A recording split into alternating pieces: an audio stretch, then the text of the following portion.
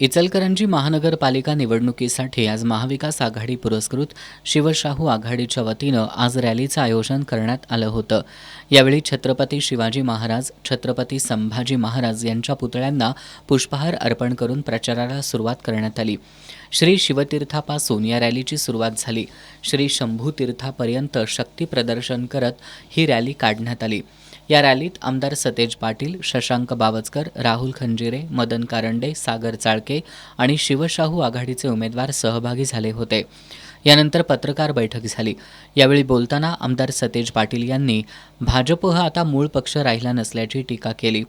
इचलकरंजी आणि कोल्हापूर महानगरपालिकेमध्ये महाविकास आघाडीचंच वर्चस्व राहील अशी ग्वाही दिली। यंत्रमाग कामगारांचे प्रश्न, इचलकरंजीत पाण्याचा प्रश्न प्राधान्यानं सोडवला जाईल असं आश्वासनही आमदार सतेज पाटील यांनी दिलं।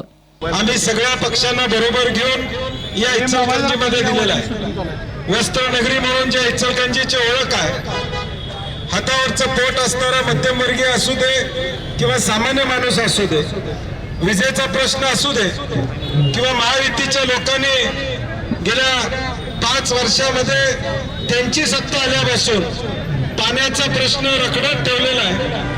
एक पक्ष एक घोषणा करतोय, दुसरा पक्ष तिसरी घोषणा करतोय, ह्यांच्यातच ताळमेळ नाही तर इचलकरंजीचा पाण्याचा प्रश्न काय सोडवणार आहे। आणि म्हणून शिवशाहू आघाडी म्हणून आमची भूमिका आहे की आमची सत्ता आल्यानंतर पहिला प्रश्न सोडवू तर त्या इचलकरंजी शहराचा पाण्याचा प्रश्न सोडवला जाईल।